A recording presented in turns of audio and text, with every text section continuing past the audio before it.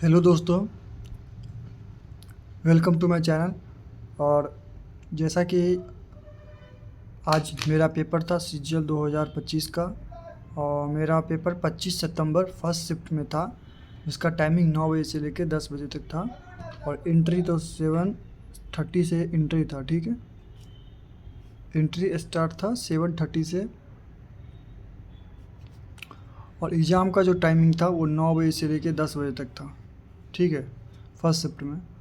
तो मैं बता रहा हूँ मेरा पेपर कैसा गया और क्या क्या चीज़ें थी। तो मैथ्स, सबसे पहले मैं मैथ्स की बात करता हूँ। ठीक है, तो मैथ्स का जो पोर्शन था, मैथ्स मैथ्स इजी था। मतलब कुछ क्वेश्चन, या मतलब most of the question one liner थे। मतलब मोस्ट ऑफ द क्वेश्चन, मतलब हाँ कह सकते हैं वन लाइनर क्वेश्चन थे। मतलब डायरेक्ट आंसर आता था ऐसे। और कुछ क्वेश्चन थे जो थोड़ा मतलब ट्रिकी था। मतलब एक दो क्वेश्चन को छोड़ के थोड़ा क्वेश्चन ट्रिकी था, ये कह सकता हूँ। मतलब अगर ओवरऑल मैथ्स का जो पेपर देखा जाए ना, वो इजी कैटेगरी में देखा जाएगा। ठीक है, और इसका मतलब ये नहीं है कि इजी है तो सब ने 25 से 25 बनाया होगा, ये नहीं हुआ। मतलब इजी इसलिए हुआ क्योंकि मतलब हो सकता है जिसका टाइम मैनेजमेंट नहीं हो पाया तो एक दो क्वेश्चन छूट गया हो, लेकिन मोटा मोटी मैथ्स इजी ही था। और वो आप लोग कमेंट करना, मेरे हिसाब से मैथ्स तो इजी ही था। ठीक है, और वन लाइनर के सारे क्वेश्चन थे इसमें, और एक दो क्वेश्चन बस ऐसे थे जो थोड़ा मतलब 2 या 3 लाइन में गए हों। ठीक है, तो मैं तो क्वेश्चन नहीं बता सकता, लेकिन बस ये मैं बता रहा हूँ मैथ्स का इजी ही था। ठीक है, नेक्स्ट मैं बात करता हूँ रीजनिंग का। तो रीजनिंग भी इजी ही थी। रीजनिंग पता नहीं क्या पूछा था रीजनिंग में, ईजी ही थी। ठीक, एक भी मुझे क्वेश्चन शायद सिटिंग अरेंजमेंट या पजल्स के एक भी क्वेश्चन हमको देखने के नहीं मिले ना। ठीक है, ना डायरेक्शन के कुछ भी क्वेश्चन नहीं देखने को मिले, बस कोडिंग डिकोडिंग के क्वेश्चन थे। और सिंपल था। मतलब अगर कोई रीजनिंग का थोड़ा भी प्रैक्टिस करके गया होगा तो पूरा पूरा बना के आया होगा। हो सकता है पूरा नहीं बना के आया होगा, लेकिन 20 मिनट 20 प्लस आराम से बना के आया होगा। तो मैं रीजनिंग को भी ईजी कैटेगरी में डालूँगा। और ठीक है, 20 प्लस क्वेश्चन आसानी से इसमें हो रहे थे। ठीक है, आप लोग कमेंट करके बताना कितना अटैम्प्ट किया आज के 25 सितंबर के फर्स्ट शिफ्ट में। बात कर रहा हूँ जीके को।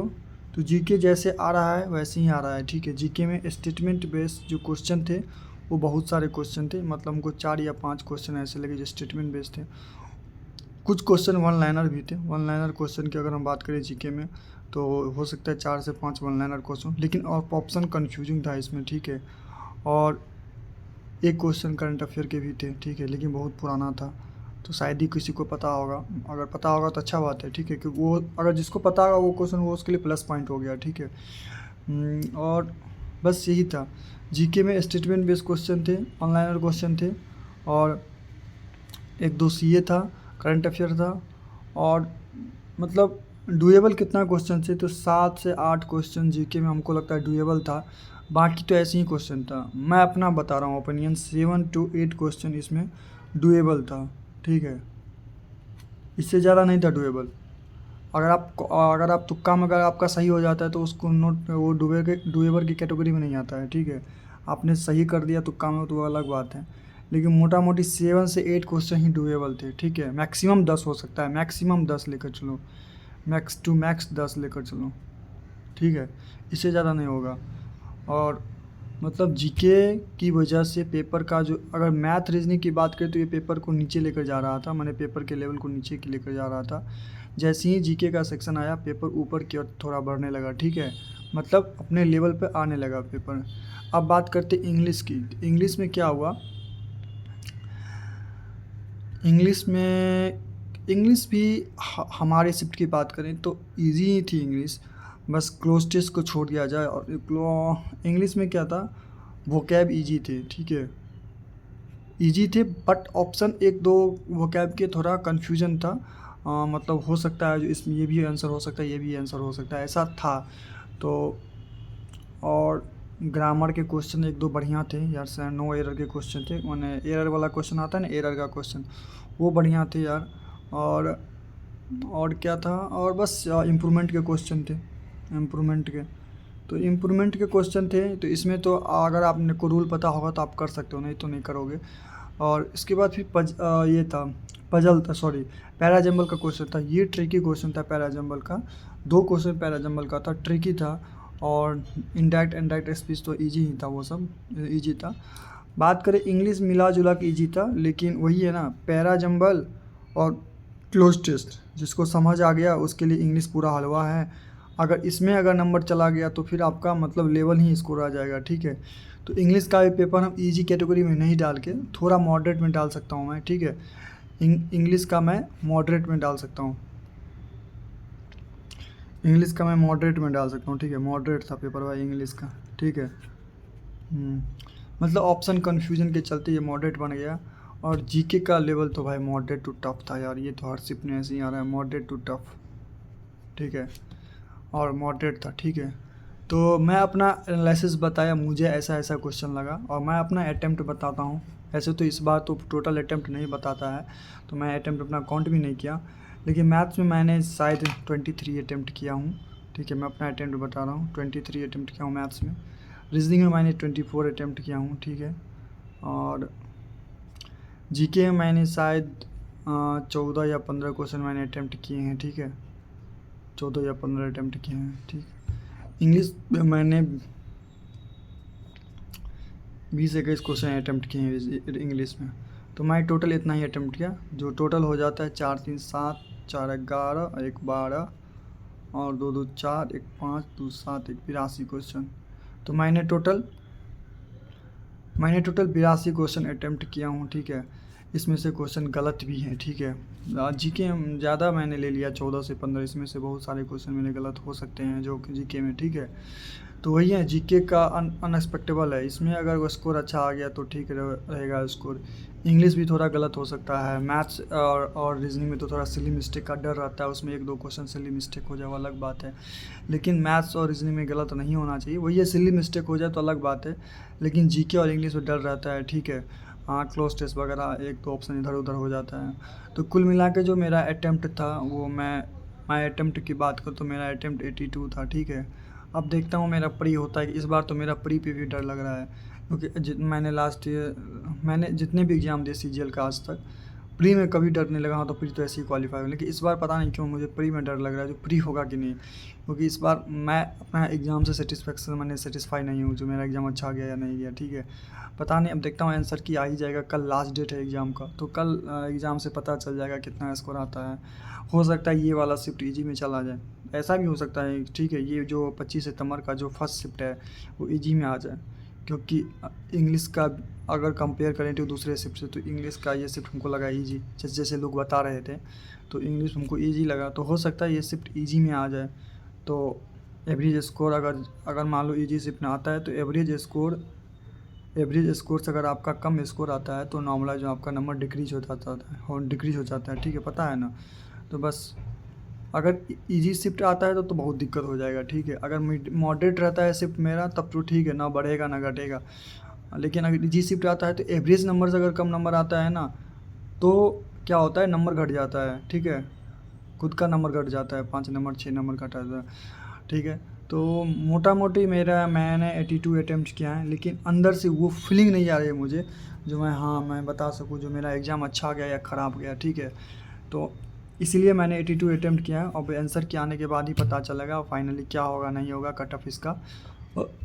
जिन लोगों का आज एग्ज़ाम था वो अपना कमेंट करके बताओ भाई कैसा गया एग्ज़ाम, आप इस शिफ्ट को किस कैटेगरी में रखोगे, इजी या मॉडरेट या टफ, ठीक है। जीके में मेरा गलती हो गया यार, 4-5 क्वेश्चन तो अभी लग रहा है गलत हो गया, ठीक है। मैंने बहुत मतलब सिली मिस्टेक हो गया जीके में भी सिली मिस्टेक हो गया मेरे से। तो देखता हूँ अब जीके पर नहीं, अगर जीके कम से कम मैं 14 बनाया, कम से कम 8 जीके भी सही हो जाए ना, तो 8 या 10 जीके भी कम से कम सही हो जाए ना, तभी कुछ हो पाएगा, नहीं तो बहुत कम स्कोर आ जाएगा, ठीक है। और इंग्लिश भी है, इंग्लिश में मैंने अटैम्प्ट कर लिया, 21 अटैम्प्ट कर लिया। तो मैं अपना अटैम्प्ट बता रहा हूँ, 82 अटैम्प्ट किया हूँ। अब आंसर क्या आएगा तो मैं अपना स्कोर दिखाऊँगा, मेरा स्कोर कैसा रहा, ठीक है। आप लोग बताओ आप लोग का एग्ज़ाम कैसा रहा। आने वाले शिफ्ट में जिसका एग्ज़ाम है, यानी कल 26 तारीख जिसका लास्ट डेट है, वो कुछ नहीं करना भाई, अब बस फार्मूला मैथ्स का देख लेना, सारे फार्मूला, ज्योमेट्री एडवांस मैथ का खास करके फार्मूला देख लेना, और कुछ नहीं करना। जीके कुछ करने से फ़ायदा है नहीं, ठीक है, कुछ नहीं करना जीके में। इंग्लिश में भी कुछ करने से फ़ायदा नहीं है, बस तुम मैथ्स का फार्मूला देख लो आज भर और सो जाओ और कल आराम से एग्ज़ाम दे के आ जाओ, ठीक है। और बाकी तुम कुछ भी करोगे ना कोई फ़ायदा नहीं होगा, क्योंकि क्या क्वेश्चन आ रहा है तुमको समझ ही नहीं है ना, कोई पैटर्न सेम नहीं है। हाँ, इस पैटर्न से जीके में क्वेश्चन पूछ रहा है, ये चैप्टर से पूछ, ऐसा कुछ नहीं है। तो मैं यही कहूँगा मैथ्स का फार्मूला देख लो बस, अर्थमेटिक या चॉइस ज्योमेट्री का फार्मूला कम से कम देख लो पूरा, एडवांस मैथ का। उसके बाद चिल करो, सो जाओ, कल एग्ज़ाम अच्छे से दे जाओ। बाकी कुछ भी करो कोई फ़ायदा नहीं होने वाला है, ठीक है। इंग्लिश वगैरह का मॉक टेस्ट लगा भी कोई फ़ायदा नहीं होगा, एक दिन में तुम कितना फ़ायदा कर लोगे, जीके का कोई फ़ायदा होने वाला नहीं है, ठीक है। जो पढ़े हो बस अब तो रिवीजन भी मत करो, ठीक है। जो हो गया सो हो गया, बहुत सारे तुमने पढ़े, बहुत सारे रिवीजन किया, अब बस एग्ज़ाम में जाओ, देखो क्या होता है, कैसा क्वेश्चन आता है। और हम तो यही बताऊँगा, ज़्यादा नेगेटिव मत लेना भाई, ठीक है। मतलब होता है ना, हाथ खोल के लोग बैटिंग करते हैं, ऐसा मत करना भाई, ठीक है। जीके में खास करके नहीं करना, क्योंकि घर आने पर बहुत पछतावा होता है, क्योंकि एक एक नंबर हमारे लिए वैल्यू है, एक एक नंबर वैल्यू है हमारे लिए, ठीक है। किसी का पॉइंट से सिलेक्शन नहीं होता है। पिछली बार बहुत सारे ऐसे कैंडिडेट थे जिनका प्री पॉइंट से नहीं निकला था, तो ये चीज़ें घर में आके पता चलती है, ठीक है। तो मैं यही बताता हूँ, जीके में ज़्यादा नेगेटिव मत लेना, अटैम्प्ट के चक्कर में ये नहीं रहना जो मेरा 90 अटैम्प्ट होना चाहिए, तो मैं जीके में पूरा 15, 16, 17, 18 क्वेश्चन अटैम्प्ट कर लेता हूँ। अगर हो सके तो 2-3 क्वेश्चन, 4 क्वेश्चन अटैम्प्ट कर सकते हो तुम जीके में, मतलब रिस्क ले सकते हो। बाकी रिस्क मत लेना ज़्यादा, ठीक है। रिस्क लेना अच्छी बात है, लेकिन ज़्यादा रिस्क लेना अच्छी बात नहीं है, ठीक है। तो मैं यही कहूँगा, थोड़ा जीके में हाथ खोल के बैटिंग नहीं करना है, दिमाग लगा के बैटिंग करना है हाथ जीके में। बाकी तुम अपना देख सकते हो, ठीक है। मैं अपना एक्सपीरियंस बता रहा हूँ, ठीक है। पहली बात तो अटैम्प्ट के चक्कर में मत रहना, जो मेरा 95 अटैम्प्ट होना ही चाहिए या 99 होना ही चाहिए, 90 प्लस अटैम्प्ट होना ही चाहिए, ऐसा अगर सोच के जाओगे ना तो पेपर बिल्कुल ख़राब चला जाएगा, ठीक है। जैसा पेपर आता है वैसा बिहेव करो, ठीक है। अगर पेपर अच्छा आता है तो उसको रिस्पेक्ट दो। पेपर अगर लेवल लो रहता है तो आप उसको अच्छे से मैंने आंसर करो, ठीक है। लेकिन पेपर के अनुसार अपना रिस्पेक्ट करो, ठीक है। तो मैं ये बताता हूँ, ज़्यादा नेगेटिव मत लेना, ठीक है। वो दिक्कत करेगा बाद में, क्योंकि कल लास्ट डेट एग्ज़ाम है, तो हो सकता है 4-5 दिन के बाद मेरा आंसर की भी आ जाए आप लोगों का, हम लोगों का, तो उसमें पता ही चल जाएगा कितना स्कोर आया कितना नहीं आया, ठीक है। तो मेरा तो एग्ज़ाम हो गया भाई ख़त्म, CGL 2025 का एग्ज़ाम था, बहुत दिन से इंतज़ार था, एग्ज़ाम फाइनली हो गया। और मैं लास्ट के 15 दिन से कुछ पढ़ भी नहीं रहा हूँ, ठीक है। तो मैंने बस ऐसे ही एग्ज़ाम दिया, और अब मैं मेंस के लिए सोच रहा हूँ, इसमें किसी तरह हो जाए प्री में, मेंस के लिए मैं अच्छे से प्रिपेयर करूँगा, ठीक है। इस बार तो सीट भी अच्छी है, तो अब थोड़ा दिमाग फ्री हुआ है, ठीक है। बस इतना ही, मिलता हूँ नेक्स्ट वीडियो में भाई। जो लोग चैनल पर नहीं हो प्लीज़ चैनल को सब्सक्राइब कर लो, ठीक है, और शेयर कर दो भाई वीडियो को, ठीक है। Okay bye.